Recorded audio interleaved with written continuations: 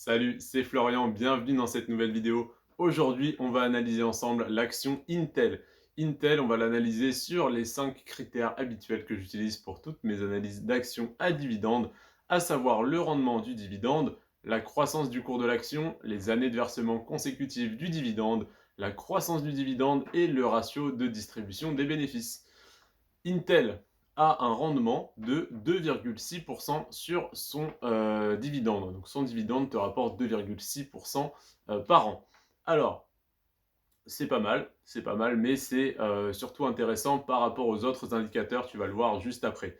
Déjà, Intel a une croissance du cours de son action de 9% par an en moyenne. C'est énorme, c'est très élevé. Voilà, on dit que la bourse fait en moyenne 7% par an. Bon, si on est mauvais, on peut faire 7% par an. C'est facile, on va dire, de faire bien plus. Mais si on prend la croyance générale que la bourse fait 7%, bah, Intel fait déjà mieux que la bourse. Voilà, que le marché boursier entier. Donc 9% par an, c'est déjà très intéressant. Ça fait 29 ans que le dividende est versé sans interruption. Donc voilà, c'est quasiment certain qu'il sera versé encore dans les années qui suivent, surtout que l'entreprise se porte bien. On peut le voir par exemple à l'augmentation de son dividende. Le dividende est en croissance de 4,8% par an en moyenne sur les 5 dernières années, donc c'est un signe de très bonne santé.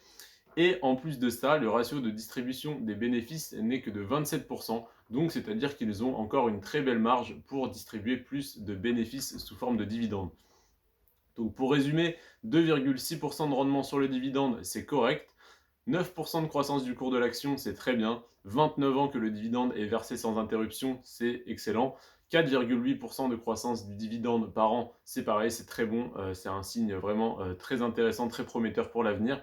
Et 27% de ratio de distribution des bénéfices, c'est pareil, très correct et ça permet d'entrevoir une belle marge et, comme le laisse penser le 4,8% de croissance du dividende, une belle augmentation du dividende à l'avenir. C'est tout pour cette action. Je te remercie d'avoir regardé cette vidéo. N'hésite pas à t'abonner pour ne pas rater les prochaines, à liker pour faire monter la vidéo avec le référencement, tu connais.